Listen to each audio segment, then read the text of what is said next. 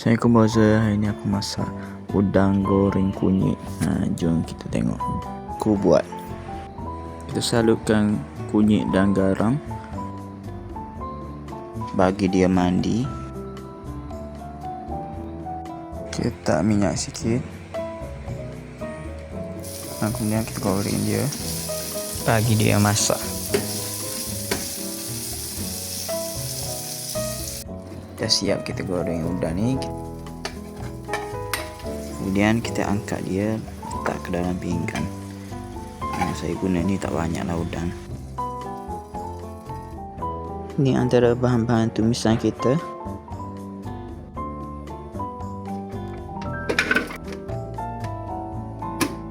Ni proses untuk kisar bahan tumisan kita. Kita guna blender ya. Kita masukkan sedikit air nak bagi dia larut. Kita kisar dia bagi dia hancur.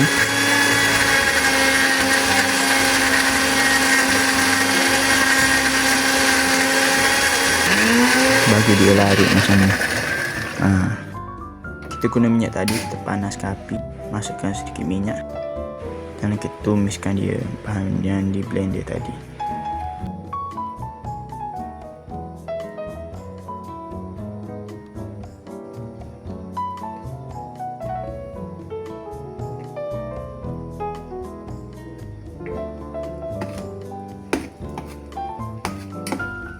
Kita tumiskan dia sehingga dia pecah minyak, sehingga dia naik bau.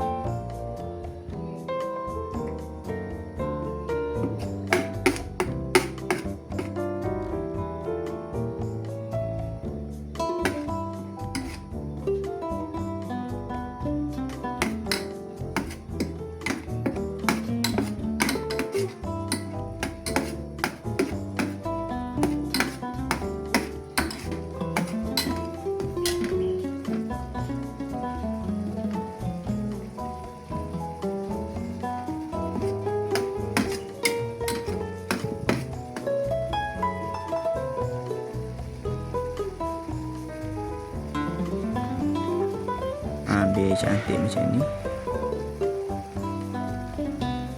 Kemudian kita masukkan udang.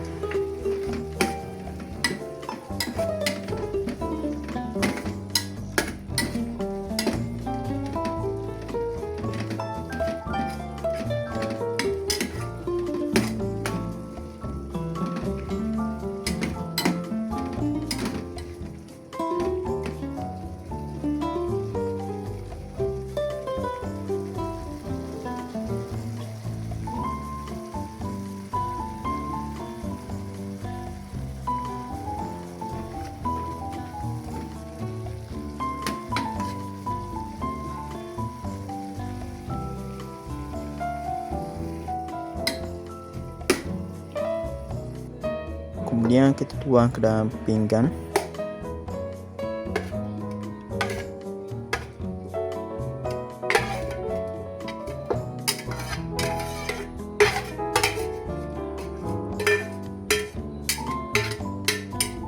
Dah siap, basah-basah lagi.